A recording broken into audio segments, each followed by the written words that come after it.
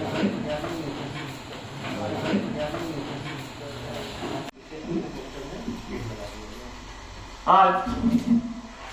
हम अधिवक्ता दिवस के अवसर पर आप सभी का हार्दिक स्वागत और अभिनंदन करते हैं। जैसा कि हम सभी को ज्ञात है कि अधिवक्ता दिवस प्रत्येक वर्ष 3 दिसंबर को मनाया जाता है और अभी जो भी महामंत्री जी ने सब कुछ अधिवक्ता दिवस के रूप में पहले ही बता दिया। 3 दिसंबर क्योंकि बाबू राजेंद्र प्रसाद की जन्म दिवस है और इसी जन्म दिवस को हम लोग अधिवक्ता दिवस के रूप में मनाते हैं। राजेंद्र प्रसाद जी पेशे से एक विद्वान अधिवक्ता थे, हमारे देश के प्रथम राष्ट्रपति भी रहे और उन्होंने भारतीय संविधान के निर्माण में अपना योगदान दिया। उनके उत्कृष्ट कार्यों को देखते हुए भारत सरकार ने उन्हें देश के सर्वोच्च सम्मान भारत रत्न से भी सम्मानित किया है और ऐसे अनुकरणीय व्यक्तित्व के जन्म दिवस को ही हम अधिवक्ता दिवस के रूप में मनाते हैं।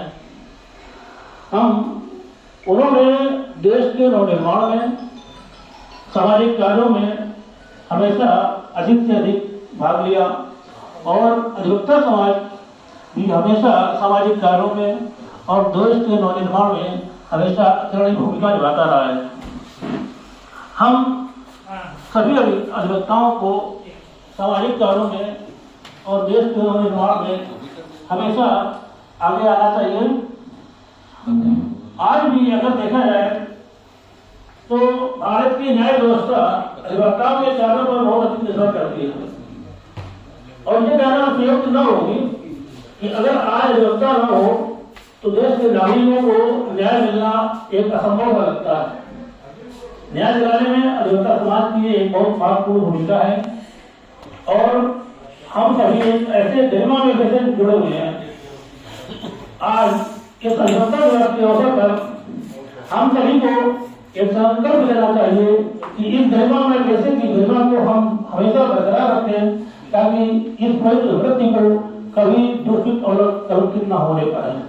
इसी के साथ मैं अपनी बात समाप्त करता हूँ। पुनः आप सभी को अधिवक्ता दिवस की बहुत बहुत धन्यवाद, बहुत बहुत शुभकामनाएं और बहुत धन्यवाद।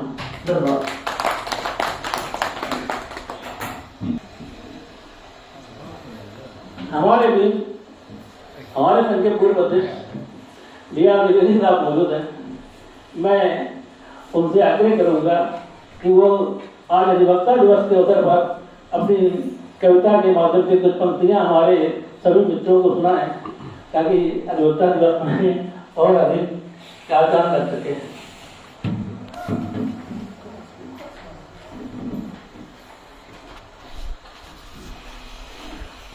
धन्यवाद अध्यक्ष महोदय। आज सभी अधिवक्ता बंधुओं को इस अधिवक्ता दिवस की यहाँ पधारने की बहुत बहुत बधाइयाँ।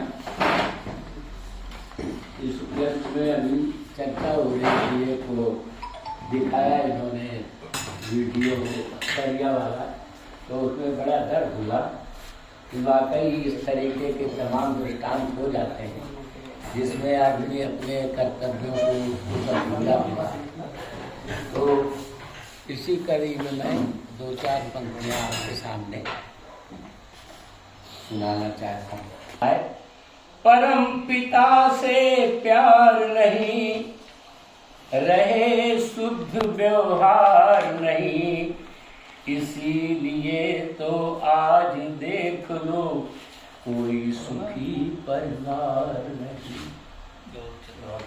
आम फूल फल मेवा हमको समय समय पर देता है, लेकिन है इतना उदार बदले में कुछ नहीं लेता है। देने में इनकार नहीं, भेदभाव तकरार नहीं, ऐसे दानी का तू बंदे माने क्यों पुकार नहीं। परम पिता से प्यार नहीं, रहे शुद्ध व्यवहार नहीं, इसीलिए तो आज देख लो कोई सुखी परिवार नहीं। मानव के चोले में कितने यंत्र लगाए हैं, मानव के चोले में कितने यंत्र लगाए हैं, कीमत कोई पा न सके इतने अनमोल बनाए हैं। पा सकता कोई पार नहीं, अंग कोई बेकार नहीं, ऐसे कारीगर का बंदे जरा, ऐसे कारीगर का बंदे करता जरा विचार नहीं। भाई देखिए बात तो सही है ना, हर एक गान में ये भगवान के बनाए हुए हैं जिनकी कोई कीमत है ही नहीं। करता जरा विचार नहीं, वो धरती जलवायु अग्नि का लेता नहीं किराया है, सर्दी गर्मी वर्षा का अति सुंदर चक्र बनाया है।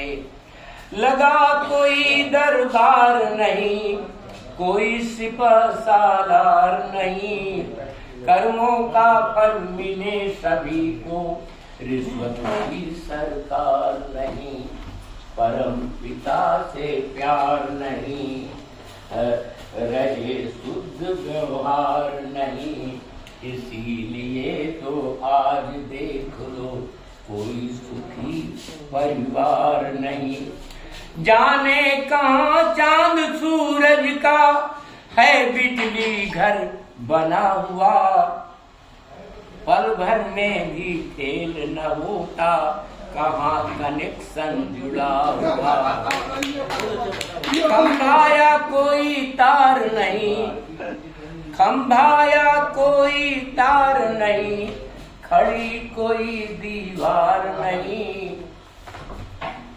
जगत पिता की हस्ती को तू करता क्यों स्वीकार नहीं, परम पिता से प्यार नहीं, रहे शुद्ध व्यवहार नहीं, इसीलिए तो आज देखो कोई सुखी संसार नहीं।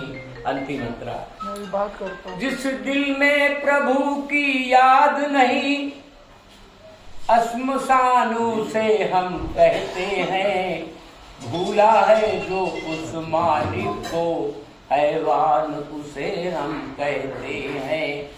वैसे तो करोड़ों अरबों के मालिक धनवान है दुनिया में, हरि नाम का जिसके पास हो धन, धनवान उसे हम कहते हैं।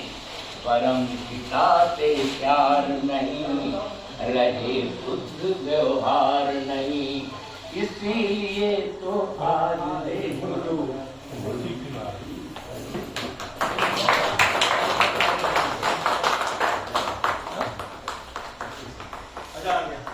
अतिरिक्त भी एक तत्व उसमें पाया गया है जिसको नाम दिया गया है गॉड पार्टिकल।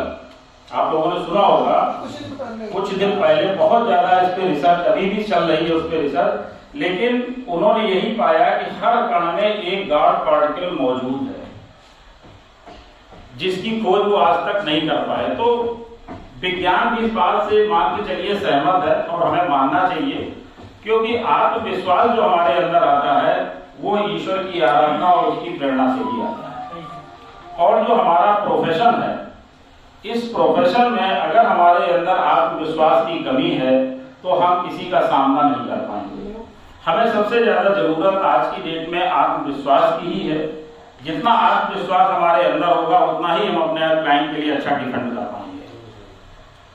इसी के साथ साथ चूंकि आज अधिवक्ता दिवस है, थोड़ी सी बात मैं उस पर भी करूंगा। अधिवक्ता दिवस क्यों मनाया जा रहा है, आप लोगों ने अभी महामंत्री जी ने, अध्यक्ष जी ने इस बारे में आपको बताया ही है, लेकिन अधिवक्ता दिवस हम आज ही क्यों मना रहे हैं और डॉक्टर राजेंद्र प्रसाद जी की जन्म दिवस पर ही क्यों मना रहे हैं। इससे पहले भी बहुत से अधिवक्ता हुए, बाद में भी बहुत से अधिवक्ता हुए, लेकिन हमने उन्हीं को क्यों चुना। लेकिन जब भी हम कोई आइकन अपना बनाते हैं, किसी को श्रेष्ठ मानते हैं, तभी हम इस तरह की क्रियाएं करते हैं। अब वो एक श्रेष्ठ अधिवक्ता भी थे, हमारे देश के प्रथम राष्ट्रपति भी बने, भारत रत्न भी उनको मिला और इसके अलावा संविधान समिति के अध्यक्ष भी रहे। तो इससे ज्यादा श्रेष्ठ आदमी हमें कौन मिलेगा इसके लिए? तो वो एक श्रेष्ठ और विद्वान थे, इसलिए हम उनका अनुकरण करना चाहते, उनको याद करते हैं कि हम भी उनके आदर्शों का पालन करें।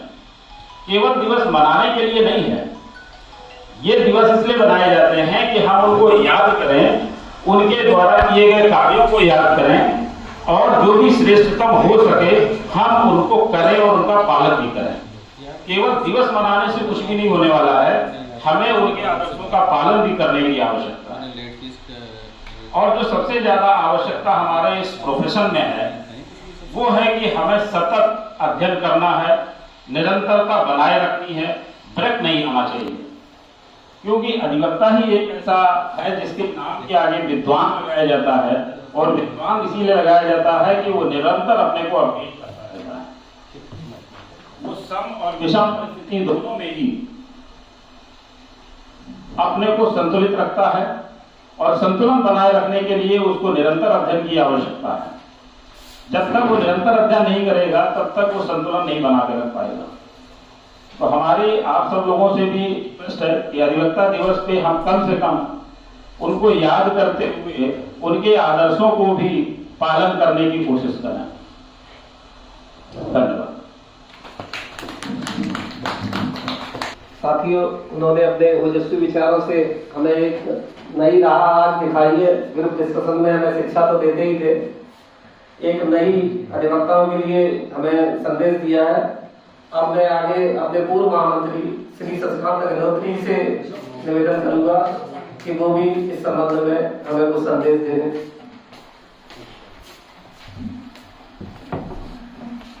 धन्यवाद महामंत्री जी। धन्यवाद महामंत्री जी। आज अधिवक्ता दिवस है। आज अधिवक्ता दिवस क्यों मनाया जाता है, इससे पहले और महामंत्री जी ने और अध्यक्ष जी ने आप सबको समझाया। अधिवक्ता भारतीय न्यायपालिका का कौन कहे कि रीढ़ की हड्डी है। बिना अधिवक्ता के देश की न्याय व्यवस्था नहीं चल सकती। तो अधिवक्ता समाज एक हमारे भारतीय समाज के लिए एक बहुत बड़ी उपलब्धि है। आप सब लोगों को ये बताना चाहता हूँ, भारत का सबसे बड़ा संवैधानिक पोस्ट राष्ट्रपति है। राष्ट्रपति से ऊपर कोई संवैधानिक पोस्ट नहीं है, और राष्ट्रपति को शपथ ग्रहण एक हमारे समाज का अधिवक्ता ही दिलाता है। जब वो अधिवक्ता होगा तभी वो चीफ जस्टिस ऑफ इंडिया बनेगा, और वही भारत के राष्ट्रपति को शपथ दिलाता है। अधिवक्ता को बहुत हल्के में नहीं लेना चाहिए। डॉक्टर भारत के जो प्रथम राष्ट्रपति थे डॉक्टर राजेंद्र प्रसाद, तो उनके आदर्शों की एक मैं बहुत बड़ी छोटी सी उपलब्धि बताना चाहता हूँ। उपलब्धि उनकी नहीं है, उस समय के जब वो राष्ट्रपति थे भारत के, तो उनकी पत्नी एक साधारण ट्रेन से छपरा से दिल्ली जा रही थी। तो उस समय चांदी के गहने पहनने का बहुत बड़ा प्रचलन था।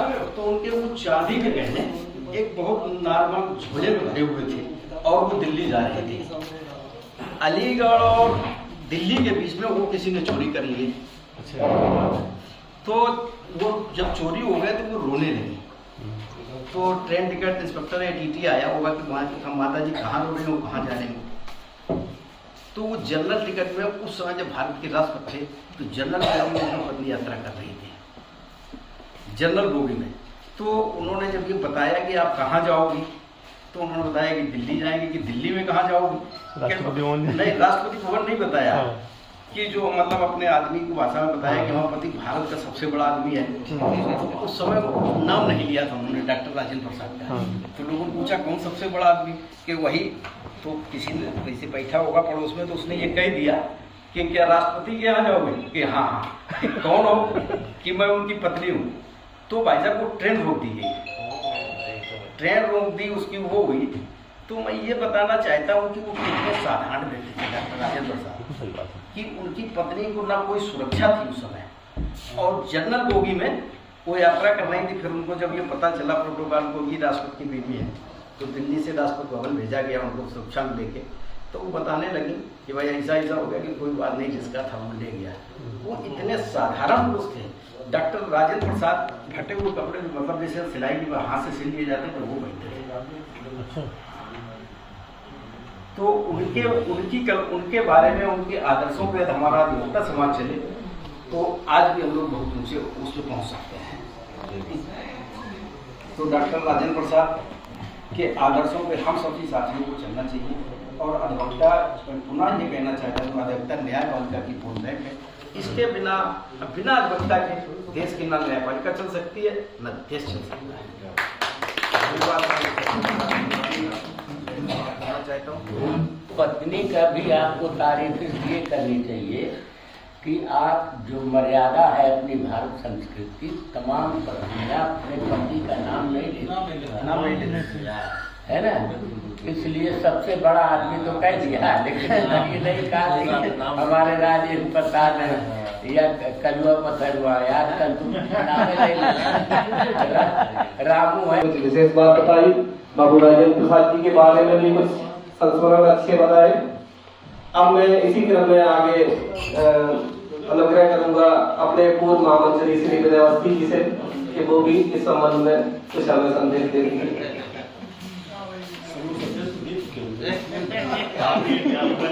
महामंत्री जी एवं अपनी बार कक्ष में उपस्थित सम्मानित वरिष्ठ सदस्य एवं साथियों, आज हम लोगों के लिए बड़े गर्व की बात है कि हम लोग अधिवक्ता दिवस मना रहे हैं।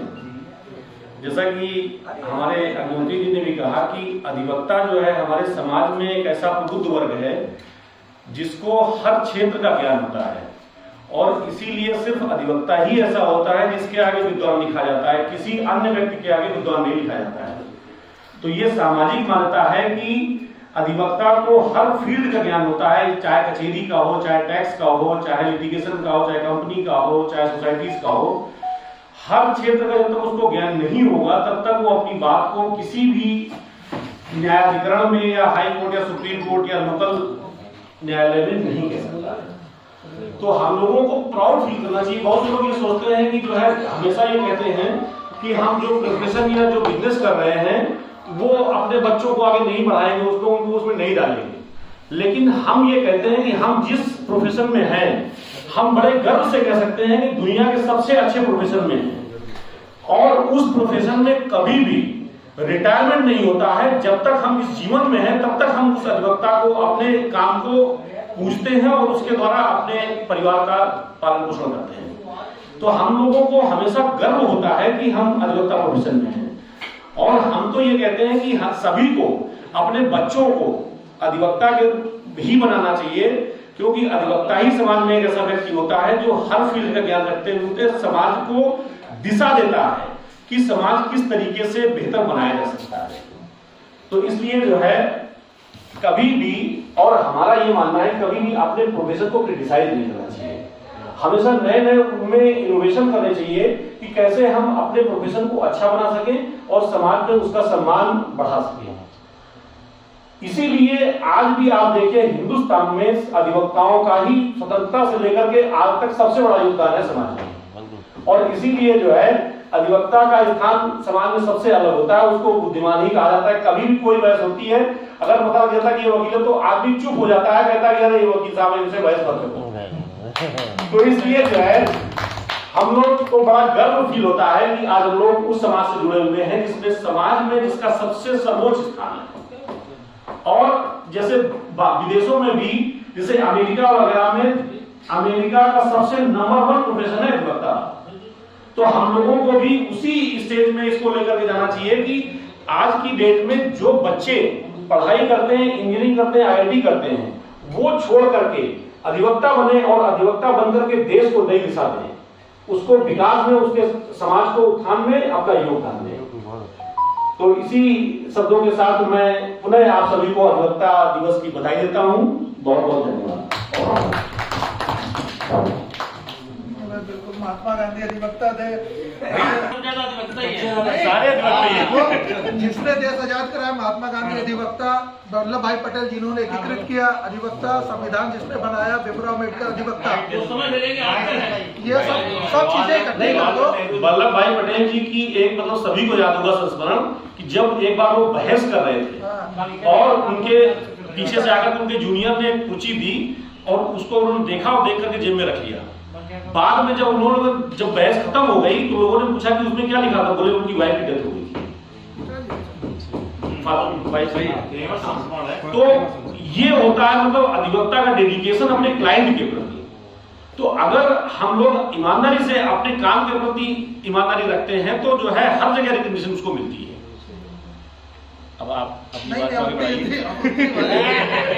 अपनी बात लेकिन जो बात सही है, आजादी के समय को उठा के देखो, महात्मा गांधी, वल्लभ भाई पटेल और भीमराव अम्बेडकर सब अधिवक्ता, और इनके काम को छोड़ दो तो शेष कुछ नहीं बचता है। आजाद कराया, एकीकृत किया और संविधान बनाया, वहाँ तक के तो सब भारत की आजादी में सबसे बड़ा योगदान अधिवक्ताओं का ही है।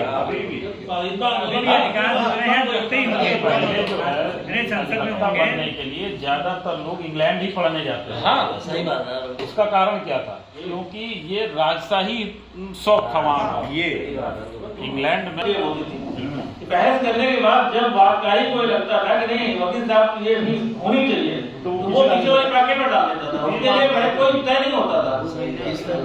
न्याय के लिए हमेशा प्रयास किया जाता था, फीस के लिए ये काम ही फीस न्याय दिलाना जो है अधिवक्ता का हमेशा एक कर्तव्य रहा है और हमेशा उसकी बात है और समाज में अहम भूमिका निभाई है। हमें अधिवक्ताओं से संबंधित, अपने व्यवसाय से संबंधित बहुत सारे संस्मरण सुनाए, तमाम चीजें ऐसी बताई हैं जिनको हम अपने जीवन में उतार कर अपने प्रदर्शन को समृद्ध कर सकते हैं। और आशा है कि हम इन लोगों से सीख लेते हुए, इनके विचारों से प्रेरित होते हुए कुछ न कुछ अपने जीवन में जरूर चेंज लाएंगे। अब मैं अपने और साथी जो बैठे हुए हैं उनसे भी निवेदन करूंगा कि इस संबंध में कुछ कहना चाहते हैं तो बताएं। मैं माइक उनके पास। अरे तुम बोलो। आग्रह करने वाली बात नहीं, महामंत्री को धन्यवाद आपका। आप जो है कुछ कहने के लिए जो है आपने आयोजित किया और यहाँ पर सभी हमारे वरिष्ठ बैठे हुए हैं। उन्होंने राजेंद्र प्रसाद बाबू के बारे में, डॉक्टर राजेंद्र बाबू के बारे में और अधिवक्ताओं के बारे में काफी कुछ बता ही दिया है, जहाँ मुझे लगता है कि ऐसा कुछ बताना शेष नहीं है। और हमारे पूर्व महामंत्री जी जो बैठे उन्होंने सारे संस्मरण सुनाए हुए हैं। अपनी बात कहते हैं हम जो है थोड़ी सी जो है कि अधिवक्ता सब जो है जो आया है एडवोकेट, अधिवक्ता या वकील,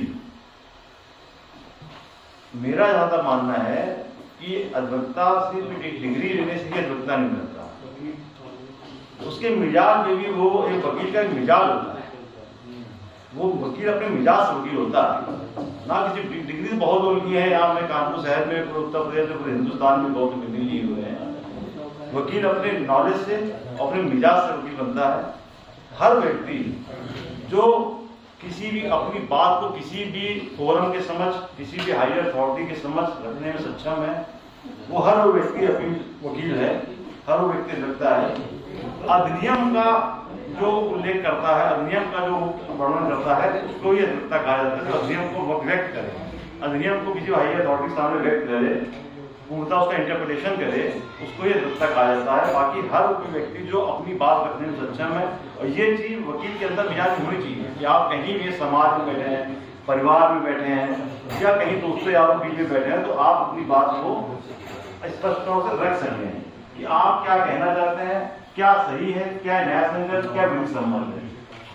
तो इन सब चीजों के साथ ही जो है मैं अधिवक्ताओं की जरिए कहना चाहता हूँ। और सबसे बड़ी चीज है हम अधिवक्ताओं में यूनिटी को होना है। जैसे कि हम जानते हैं कि हमारी कानपुर कचहरी है,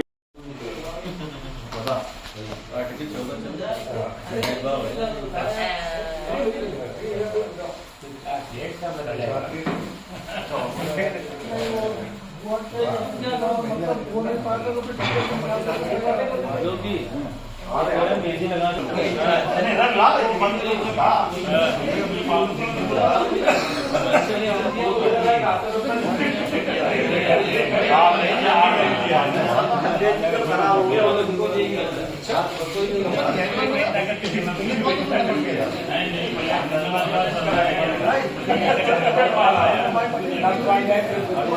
अरे वो थे तो हम हैं पैकिंग नहीं हो पाए थे कोई दूसरे दुकान में पल्ला वाली पटेल अरे नहीं हमने बना वो नहीं था पल्ला वाली थे तभी बनाई सब लोग जरा हाथ में अपना अपना गिफ्ट पकड़ लो जरा एक फोटो खींच दो भैया ताकि कम से कम जो लोग नहीं आए वो लोग इनके दर्शन करेंगे, आगे आने की कोशिश करें, तरसे और आगे आने के लिए तैयार रहे। भैया जरा इधर से पूरा फोटो खींच लो, ये पैर पर इधर एक मिनट